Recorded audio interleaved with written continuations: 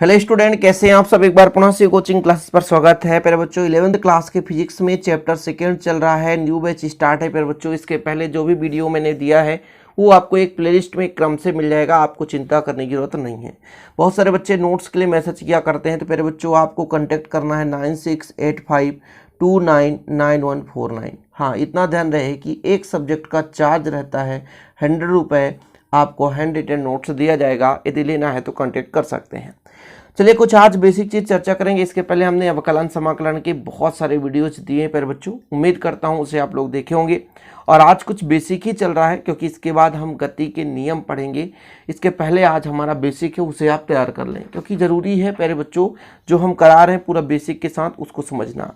आज का पहला टॉपिक है हमारा एक समान गति। शब्द से ही अर्थ निकलता है एक समान, यानी जब कोई वस्तु एक प्रकार से, जैसे मान लीजिए 5 मिनट में 2 किलोमीटर की दूरी तय करता है, फिर 5 मिनट चला फिर 2 किलोमीटर की दूरी तय करता है, फिर 5 मिनट चला फिर 2 किलोमीटर की दूरी तय करता है, मतलब समान समय पे समान दूरी तय कर रहा होता है, तब उस पर जो एक गति होती है उसे एक समान गति कहते हैं। जैसे आप ही चल रहे हो, आप विद्यालय जा रहे हो, आपके विद्यालय जाने का टोटल डिस्टेंस कितना है, 5 किलोमीटर है प्यारे बच्चों। और 5 किलोमीटर में आप हर 1 किलोमीटर 2 मिनट में तय कर लेते हो, या हर किलोमीटर आप 3 मिनट में तय कर लेते हो। तो जब पहला 1 किलोमीटर 3 मिनट में तय किए, फिर दूसरा 1 किलोमीटर 3 मिनट में तय किए, इसी प्रकार तीसरा 1 किलोमीटर 3 मिनट में तय किए, तो जब समान समयांतराल पर समान दूरी तय कर रहे होते हैं तब उसे हम कहते हैं एक समान गति। चाहे हम इसी प्रकार से प्यारे बच्चों एक समान चाल की बात करें, चाहे एक समान वेग की बात करें, सब कुछ सेम होता है। चाल क्या होता है आपको पता है, एक निश्चित दिशा की आवश्यकता नहीं होती, और वेग में एक निश्चित दिशा की आवश्यकता होती है। चाल क्या होता है प्यारे बच्चों, एक निश्चित समयांतराल में किसी वस्तु द्वारा तय की गई दूरी, उसे क्या बोलते हैं, चाल कहते हैं। लेकिन एक निश्चित दिशा में और निश्चित समयांतराल में चली गई दूरी वस्तु का वेग कहलाता है। तो वेग और चाल की डिफरेंस कितनी है प्यारे बच्चों, तो चाल में क्या है, एक निश्चित दिशा की आवश्यकता नहीं होती, जबकि वेग में एक निश्चित दिशा की आवश्यकता होती, इतना डिफरेंस है। लेकिन चाल की बात करें, जब एक समान चाल की बात करेंगे तो समान समयांतराल पर समान दूरी तय करेगा, और वेग में बात करेंगे तो एक निश्चित समयांतराल में और एक निश्चित दिशा में समान समयांतराल में समान दूरी तय करेगा, या ऐसा भी लिख सकते हो समान समयांतराल में समान विस्थापन तय करेगा। समझ में आया कुछ। पहले आपने क्या पढ़ा, एक समान गति।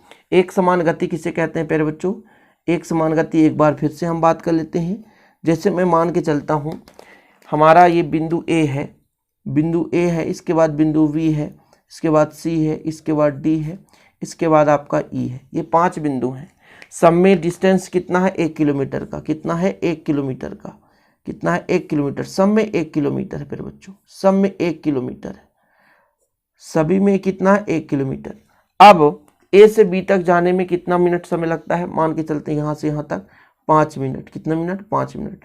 फिर यहाँ से यहाँ तक फिर 5 मिनट, फिर यहाँ से यहाँ तक 5 मिनट, फिर यहाँ से यहाँ तक 5 मिनट। मतलब हर एक समान डिस्टेंस में तय करने में जो समय लगता है वो समान लगता है। तो वस्तु तो गति कर रहा है, तब जो इस पर वस्तु गति करेगा ए से बी तक, तो इसकी गति को हम बोलेंगे एक समान गति। क्या बोलेंगे, एक समान गति। जब कोई वस्तु सदैव उसी दिशा में एक समान समयांतराल में समान दूरी तय करता है तो उसकी इस गति को हम एक समान गति कहते हैं। और एक समान चाल इसी प्रकार होगा, एक समान चाल और एक समान वेग। एक समान चाल किसे कहेंगे, जब कोई वस्तु समान समयांतराल में समान दूरी तय करता है, चाहे अंतराल कितना भी छोटा क्यों ना हो, उसके चाल को एक समान चाल कहें। गति के ही ये रूप है भाई, गति के ही रूप है। चाल वेग ये सब गति के ही रूप हैं। कोई वस्तु गति करेगा तब तो उसमें चाल होगी, तब तो उसमें वेग होगा। तो जब कोई वस्तु समान समयांतराल में समान दूरी तय करता है, चाहे समयांतराल कितना भी छोटा क्यों ना हो, समय कम हो, चाहे 1 सेकंड का हो, चाहे 2 सेकंड का हो, चाहे 3 सेकंड का हो, चाहे 2 मिनट का हो, चाहे 2 घंटे का हो, समयांतराल छोटा हो या बड़ा हो इससे लेन देन नहीं है। समान समयांतराल पे समान दूरी तय करे, बस यही उसका एक समान चाल है। अब वेग में क्या कर देंगे, विस्थापन कर देंगे। दूरी के जगह जैसे प्यारे बच्चों दूरी और विस्थापन में डिफरेंस होता है, उसी प्रकार चाल और वेग में होता है। ठीक है, तो जब समान समयांतराल में किसी वस्तु का विस्थापन समान होता है तो चाहे समयांतराल कितना भी छोटा क्यों ना हो, उसके वेग को एक समान वेग कहते हैं। आप अपने भाषा में समझें, जब कोई समान समयांतराल पे वस्तु जो है समान दूरी तय करता है उसे क्या बोलेंगे, हम चाल कहेंगे, क्योंकि वस्तु द्वारा एक निश्चित समय में चली गई दूरी चाल कहलाती है। लेकिन जब वेग की बात आ जाती है प्यारे बच्चों, वेग में एक निश्चित दिशा की आवश्यकता होती है। इसको हम परिभाषित करेंगे जब कोई वस्तु एक निश्चित दिशा में समान समय अंतराल में समान दूरी तय करता है, तब उसे हम कहते हैं एक समान वेग। तो उसकी इस गति को क्या बोलते हैं? एक समान वेग कहते हैं। ठीक है, चलें, एक समान वेग या गति समझ में आ गया प्यारे बच्चों। आगे बात कर लेते हैं हम असमान गति या परिवर्ती गति। असमान मतलब समान ना हो, परिवर्ती मतलब जो बदलता रहे। बदलता रहे का मतलब क्या हुआ? जैसे आप अगले 5 मिनट के लिए आप दूरी तय कर रहे हो, तो 1 मिनट में कितना? 1 मिनट में आपने 3 किलोमीटर की दूरी तय कर ली। फिर अगले 1 मिनट में प्यारे बच्चों आप 8 किलोमीटर तय कर ली। फिर आपका 1 मिनट लगा, फिर आपने तो 1 ही किलोमीटर तय किया। फिर आपने 1 मिनट समय लिया, लेकिन आपका जो दूरी था मान लो 10 किलोमीटर का डिस्टेंस। ठीक है, मान के चलते हैं, सपोज दैट ये हमने यहाँ से चलना शुरू किया, ए से बी, फिर जी, फिर ई, फिर आपका एफ, ये हम जा रहे हैं। तो जब समान समय अंतराल पर समान दूरी तय ना करे उसे बोलेंगे असमान गति। परिवर्ती गति किसे कहेंगे? जो बदलता रहे, जो बदलता रहे। देखो दूसरा नाम है परिवर्ती गति या फिर बच्चों आपका असमान गति, एक दूसरे के क्या है? पर्यायवाची शब्द है, नॉन यूनिफॉर्म मोशन। ठीक है, परिवर्ती गति को बोलते हैं वेरिएबल मोशन। एक समान गति को क्या बोलते हैं? Uniform motion. एक समान चाल की बात करें तो यूनिफॉर्म स्पीड। एक समान वेग की बात करें तो यूनिफॉर्म वेलोसिटी। ठीक है, हो सकता है आपको मीनिंग याद करना हो तो कर लो, जरूरत पड़ता है। वैसे तो हर एक परिभाषा को याद करते समय उसका मीनिंग भी जानना बहुत जरूरी है, क्योंकि मेरे बच्चों आगे चलकर आपका जो मीनिंग है बहुत हेल्प करता है, इसलिए मीनिंग को समझना जरूरी है।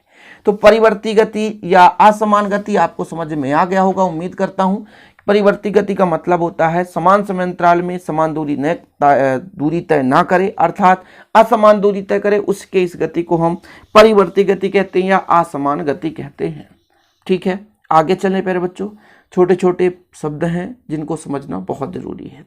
औसत चाल किसे कहेंगे, ये यहाँ पे समझना है आपको। औसत चाल, देखो औसत आपने निकाला होगा बचपन से प्यारे बच्चों, यदि आप पढ़े होंगे 5वीं क्लास में, तब वहाँ पे औसत मिलता था। और मैंने जब 5वीं क्लास में था तब वहाँ पे मुझे भी औसत मिला था कि आंकड़ों का योग बटे आंकड़ों की संख्या, आंकड़ों का योग बटे आंकड़ों की संख्या। फिर से एक एग्जाम्पल यहाँ पर मैं लेके चलता हूँ, वही मतलब ए से बी तक, बी से सी तक, फिर डी तक, फिर ई तक, फिर आपका एफ तक, है ना। मैं मान के चलता हूँ डिस्टेंस सबका अलग अलग है। यहाँ से यहाँ तक 2 किलोमीटर है, कितना है? 2 किलोमीटर दूरी। यहाँ से यहाँ तक 3 किलोमीटर है, इसके बीच का 1 किलोमीटर है, इसके बीच 5 किलोमीटर है, और इसके बीच 6 किलोमीटर है। डिस्टेंस बात कर रहे हैं, ठीक है। तो यहाँ पर यदि मैं कुल दूरी निकालूंगा मेरे बच्चों, तो सबको क्या करना पड़ेगा? योग करना पड़ेगा। इसके बाद समय की बात करूं, समय की बात करूं, मान के चलता हूं इसमें मान लीजिए लगा 5 मिनट लगा, इसमें मान के चलता हूं 3 मिनट लग गया। कितना मिनट? 3 मिनट। फिर मेरे बच्चों इसमें यदि हम बात करें तो मान लो 6 मिनट लगा, ठीक है। यहाँ पे 8 मिनट लगा, और यहाँ पे मान लीजिए 15 मिनट लगा। तो कुल दूरी कितना है और कुल कितना समय है, इन दोनों का यदि रेशियो निकाल दें तो कहला जाता है औसत चाल। औसत चाल, क्योंकि यहाँ पे ए से बी तक जाने में 2 किलोमीटर तय करना पड़ा, बी से सी तक जाने में 3 किलोमीटर, इसके बाद सी से डी तक जाएंगे तो 1 किलोमीटर। तो अलग अलग डिस्टेंस है और समय भी अलग अलग लग रहा है। तो वस्तु द्वारा तय की गई कुल दूरी, मतलब ए से एफ तक जाने में कुल कितना दूरी तय करना पड़ा, और कुल समय अंतराल यानी ए से एफ तक जाने में कुल कितना समय लगा, इन दोनों का जो अनुपात है वस्तु का औसत चाल कहलाता है। यानी वस्तु द्वारा तय की गई कुल दूरी और कुल समय अंतराल को हम कहते हैं मेरे बच्चों, क्या बोलते हैं? औसत चाल। वस्तु द्वारा तय की गई कुल दूरी बटे कुल समय अंतराल। एक वस्तु है, गति कर रहा है, 5-5 मिनट बाद उसका चाल बदल रहा है, उसका वेग बदल रहा है, तो अलग दूरी तय करेगा। सिंपल है, क्योंकि पहले 2 मिनट में मान के चलते हैं भैया 1 किलोमीटर चलता है, फिर अगले 5 मिनट में 1 किलोमीटर चलता है, फिर आपका 5 किलोमीटर 3 मिनट में चल रहा है। तो दूरी भी बदल रहा है और समय भी बदल रहा है। तो कुल दूरी निकाल लेंगे और कुल समय अंतराल निकाल लेंगे। इसके बीच जो रेशियो होगा, जो अनुपात होगा, उसे बोलते हैं मेरे बच्चों क्या? औसत चाल, जिसे बोलते हैं एवरेज स्पीड। क्या बोलते हैं? Average speed. मान के चलते हैं पहला समय t1 था, दूसरा समय t2 था, तीसरा समय t3 था। विस्थापन तो अलग अलग होगा कि नहीं, जैसे S1 S2 S3। फिर क्या करेंगे, जितना दूरी या डिस्टेंस है या विस्थापन है उसको क्या कर देंगे, जोड़ देंगे, और जितना समय है उसको जोड़ेंगे। इसके बाद आपका क्या हो जाएगा, रेशियो निकल के आ जाएगा। तो यहाँ पर जैसे मैं मान के चलता हूँ, यदि कोई वस्तु T1 T2 T3 आगे और समय में क्रमशः S1 S2 S3 दूरी तय करे, दूरी आगे चलता जाए, समय भी आगे चलता जाए, तो वस्तु का जो औसत चालक कितना होगा, V एवरेज यहाँ पर निकालने पर बच्चों V एवरेज औसत चाल कहलाता है। जितना भी डिस्टेंस है, जितना भी दूरी है उसको जोड़ दिए। S1 S2 S3 आगे भी हो सकता है, कोई निश्चित कैलकुलेशन नहीं है कितना होगा। अपान में पर बच्चों T1 T2 T3 आगे भी हो सकता है। तो वस्तु के द्वारा तय की गई कुल दूरी और कुल समय अंतराल को हम क्या बोलते हैं, औसत चाल। एक आता है पर बच्चों तात्क्षणिक चाल। क्या, तात्क्षणिक चाल। किसी क्षण, जैसे मान लो गति कर रहा है, लगभग 2 घंटे तक किसी वस्तु ने गति किया, मान के चलते हैं, तो किसी क्षण मान लीजिए बहुत 15वें सेकंड में, 15वें मिनट में, या फिर बच्चों 16वें मिनट में, या 1 घंटे के जस्ट बाद किसी क्षण कि विशेष स्थिति का यदि हम चाल ले लें, उसे कहेंगे हम क्या, तात्क्षणिक। तात्क्षणिक क्षण का चाल, देखिए ना, तात्क्षणिक कुछ ही क्षण का जो चाल होगा उसे बोलेंगे हम तात्क्षणिक। तो किसी क्षण विशेष पर वस्तु की चाल को उसकी तात्क्षणिक चाल कहते हैं। क्या बोलते हैं, तात्क्षणिक चाल। किसी विशेष क्षण यानी समय, जैसे मान लो आप चल रहे हो प्यारे बच्चों, अचानक थोड़ा ही संतुलन बिगड़ा, कहीं थोड़ा और बिगड़ जाता, उस स्थिति में आप क्या हो जाते, मान लीजिए एक्सीडेंट हो जाते। तो एक आपके पास विशेष क्षण था, विशेष समय था जो कि आप ऐसी घटना से बच गए। तो कोई वस्तु गति कर रहा है तो उसके गति में एक विशेष क्षण आएगा, एक विशेष समय आएगा कि उस समय में उसका एक स्पेशल घटना घटित होने जा रहा था, वो स्पेशल दूरी तय कर लिया। उस विशेष क्षण को हम बोलते हैं क्या, तात्क्षणिक चाल। क्या बोलते हैं, तात्क्षणिक चाल। सिंपल है प्यारे बच्चों, किसी क्षण विशेष पर वस्तु की चाल को तात्क्षणिक चाल कहते हैं। एक लिमिट है, फिक्स है कि 15वें मिनट में, 16वें मिनट में, t बराबर 0 में कितना समय है वो मानकर चलते हैं। माना अल्प समय हम 0 ही मानेंगे, तो प्यारे बच्चों अल्प समय में अल्प दूरी भी तय होगा। तो अल्प समय यदि डेल टी ले लिया गया, यहाँ पे क्या डेल टी, तो अल्प दूरी डेल एस ले लेंगे। अल्प दूरी की बात कर रहे हैं, सूक्ष्म समय अंतराल, विशेष किसी क्षण, स्पेशल क्षण है वो आपके लिए। कोई वस्तु गति कर रहा है, एक विशेष क्षण मतलब उसके लिए एक स्पेशल क्षण, एक स्पेशल समय है जिस पर वो वस्तु गति कर रहा होता है, उसे क्या बोलते हैं, तात्क्षणिक चाल कहते हैं। माना मान के चलते हैं अल्प समय अंतराल क्या है, डेल टी, अल्प समय अंतराल, और इसमें वस्तु कितना दूरी तय कर रहा है फिर बच्चों, डेल एस। डेल एस मतलब अल्प समय। तो चाल तो वही है भैया, दूरी बटे आपका समय, लेकिन यहाँ पर लिमिट लगा दिया, कहा है कि एक निश्चित सीमा, एक निश्चित बिंदु, एक निश्चित समय की बात कर रहा है, किसी विशेष क्षण की बात कर रहा है, इसलिए लिमिट लगा दे। लिमिट का मतलब होता है सीमा। कब, डेल टी बराबर 0, बहुत ही सूक्ष्म समय, लगभग समय जो है 0 के बराबर है। इसका एक नया रूप लिख दिया जा सकता है कि इसको इस प्रकार भी लिख सकते हैं, ds/dt, यानी समाकलित रूप में। यानी इस प्रकार किसी वस्तु का जो तात्क्षणिक चाल होता है, समय के सापेक्ष वस्तु की दूरी के अवकल गुणांक के बराबर होता है। क्या बताया गया, तात्क्षणिक समय जो होगा या जो चाल होगा प्यारे बच्चों, ये देखिए, तात्क्षणिक चाल वस्तु के सापेक्ष वस्तु की दूरी के अवकल गुणांक के बराबर होता है, अवकल गुणांक। ओके, अब प्यारे बच्चों ये आपका तात्क्षणिक चाल हो गया। अब बात करेंगे क्या, औसत वेग की। औसत चाल आपने पढ़ा, फिर औसत चाल के बाद तात्क्षणिक चाल पढ़ लिया, अब पढ़ लेंगे औसत वेग। बिल्कुल सिंपल है ना। देखिए, जब कोई परिवर्ती वेग से गति करती है, परिवर्ती वेग पहले कुछ और वेग था, ठीक है, फिर कुछ और वेग हो गया, फिर कुछ समय पश्चात और वेग, यानी समय के साथ वेग बदल रहा है। जब कोई परिवर्ती वेग से गति करती है तब औसत वेग को परिभाषित करने की आवश्यकता होती है, क्योंकि प्यारे बच्चों जब परिवर्ती वेग नहीं होगा तो मतलब उसकी दिशा में बदलाव नहीं हो रहा है, एक निश्चित दिशा में एक समान वेग है, कोई जरूरत ही नहीं है उसके औसत वेग की। सिंपल है कि एक ही दिशा में जा रहा, समान समय अंतराल पे समान दूरी तय कर रहा, लेकिन यहाँ पर परिवर्ती वेग है, पहले 5 मिनट में कुछ और वेग था, फिर अगले 5 मिनट में और वेग हो गया, वेग बदल रहा होता है। तब दिए गए समयांतराल में वस्तु के कुल विस्थापन और कुल समयांतराल के अनुपात को वस्तु का औसत वेग कहते हैं। बस मैंने कहा था ना, चाल अपना दूरी बताता है और जो मतलब दूरी संबंध रखता है, वेग अपना विस्थापन संबंध रखता है, बाकी कोई डिफरेंस नहीं। विस्थापन क्या करते हैं, दो बिंदुओं के बीच का अंतर निकालते हैं। क्या, दो बिंदुओं के बीच का अंतर मेरे बच्चों क्या कहलाता है, विस्थापन कहलाता है। इसका फार्मूला तो लिखना ही पड़ेगा। तो जैसे चाल का लिखा था हमने, औसत चाल बराबर कुल दूरी बटे कुल समयांतराल, तो आप औसत वेग में लिखोगे कुल विस्थापन बटे कुल समयांतराल। बेहतरीन लिख लिया जाता है और आपको कम समय में कोशिश करता हूं देने के लिए। भाई तो देर किस बात की यार, अच्छे से पढ़ाई तो करो आप 11वीं क्लास का, कोई भी टॉपिक मिस नहीं होगा। मान के चलते हैं T1 समय में आपका विस्थापन कितना था, x1 स्थिति थी वस्तु की। T2 समय में वस्तु की स्थिति कितनी हो गई, x2 हो गई। तो विस्थापन कैसे निकालते हैं, अंतिम दूरी में से पहले दूरी को घटाएंगे। इसी प्रकार आपका समय भी हो जाएगा T2 माइनस T1। ठीक है, यहाँ पे जब प्यारे बच्चों डिफरेंस निकालते हैं तो इसको हम डेल से दर्शाते हैं। कहीं भी आप जब पढ़ोगे, जब भी डिफरेंस निकालेंगे, जैसे x2 माइनस x1 किए तो डेल x लिख देंगे। प्यारे बच्चों इसके जगह हम यदि z2 माइनस z ऐसा कर दें, z2 माइनस z1 कर देते, इसके जगह हम डेल z कर देते। y2 माइनस y1 करते तो हम इसके जगह डेल y लिखते। x2 माइनस x1 कर रहे हैं तो यहाँ पर डेल x लिख रहे हैं। यहाँ पर T2 माइनस T1 कर देते तो डेल t लिख देते। स्मॉल T2 माइनस T1 कर देंगे तो डेल स्मॉल t कर देंगे। याद रखिएगा, हमेशा पूरे फिजिक्स के लिए ये आपका हेल्पफुल रहेगा। पूरा बेसिक करा रहा हूँ ताकि फिजिक्स में कहीं भी आपको कोई दिक्कत ना हो सके प्यारे बच्चों। तो आपका औसत वेग क्या है, कुल विस्थापन बटे कुल समयांतराल।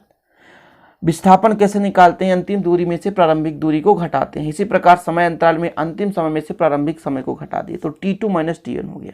तो x2 माइनस x1 पर बच्चों ने del x minus upon del t हो गया। औसत वेग को v यहाँ पर आपका बार लगा हुआ है, इसे आप बार भी पढ़ सकते हो। ठीक है, यदि आपको दिक्कत ना हो तो यहाँ पर आप इसको बार भी पढ़ सकते हो, या कि आप भी लिख सकते हो, कोई दिक्कत नहीं है। ठीक है, v एवरेज है, v बार से प्रदर्शित करते हैं। यदि लिखना है तो बाकी v एवरेज भी लिख सकते हो, कोई दिक्कत नहीं। इसी प्रकार तात्क्षणिक वेग, अभी आपने तात्क्षणिक चाल में देखा किसी विशेष क्षण, किसी विशेष समय के लिए। इसी प्रकार पर बच्चों किसी विशेष क्षण, यहाँ भी किसी विशेष क्षण पर वस्तु का जो वेग होगा उसे क्या बोलेंगे, तात्क्षणिक वेग कहेंगे। किसी क्षण विशेष पर किसी वस्तु के वेग को क्या बोलेंगे, तात्क्षणिक वेग कहते हैं। किसी एक निश्चित क्षण, किसी एक निश्चित समय में जो वेग होगा उसे क्या बोलेंगे, तात्क्षणिक वेग कहेंगे। वहां पर del S upon del T था, यहाँ पर del X upon del T, बस हो गया। यहाँ पर एक चीज ध्यान रखिएगा, जैसे मैंने कहा एक विशेष क्षण, मतलब टाइम मान के चलता हूं 0 रहा होगा। एक विशेष क्षण, अल्प समय, बहुत ही कम, ना के बराबर, तब फिर बच्चों समय कितना रहा होगा, 0 रहा होगा। तब भी बराबर कितना हो जाता है, डी एक्स अपान डी टी। वही अवकलित रूप, वहां पर डी एस अपान डी टी था, यहाँ डी एक्स अपान डी टी है। तो औसत चाल और औसत वेग दोनों सिमिलर हैं, ज्यादा परेशान होने की जरूरत नहीं है। तो किसी वस्तु का तात्क्षणिक वेग समय के सापेक्ष वस्तु के विस्थापन के अवकल गुणांक के बराबर होता है। जो आपका तात्क्षणिक चाल था वो समय के साथ वस्तु के दूरी के अवकल गुणांक के बराबर था, क्योंकि आपका v बराबर निकल कर आया था। क्या निकल कर आया था भैया, v बराबर निकल कर आया था ds अपान dt। समय के साथ उसके दूरी में कितना क्या हो रहा है, परिवर्तन हो रहा है। यहां पर ये dx है ना, ये विस्थापन बता रहा है। क्या बता रहा है, विस्थापन बता रहा है। ठीक है, तो किसी वस्तु का तात्क्षणिक वेग समय के साथ वस्तु के विस्थापन के अवकल गुणांक के बराबर होता है। जबकि यदि हम तात्क्षणिक चाल की बात करेंगे तो किसी वस्तु का तात्क्षणिक चाल समय के साथ वस्तु के दूरी के अवकल गुणांक के बराबर होता है। ठीक है, तो ये हो गया फिर बच्चों औसत चाल और औसत वेग। इसके हम अंकित क्वेश्चन भी कराएंगे, बिल्कुल आपको चिंता करने की जरूरत नहीं है। लेकिन हम धीरे धीरे करके आपको पूर्ण रूप से जितना भी कोर्स होगा वो कराने का हमने वादा ले रखा है। तो आप बिल्कुल चिंता ना करें, बेहतरीन रूप से पढ़ते चलें। कोशिश यही रहेगा कि कम समय में आपको मैं कम समय में ज़्यादा से ज़्यादा कुछ समझाने की कोशिश करूं। वीडियो पसंद आए तो लाइक करना ना भूलें, शेयर करें। मिलते हैं वीडियो के साथ। जय हिंद, वंदे मातरम।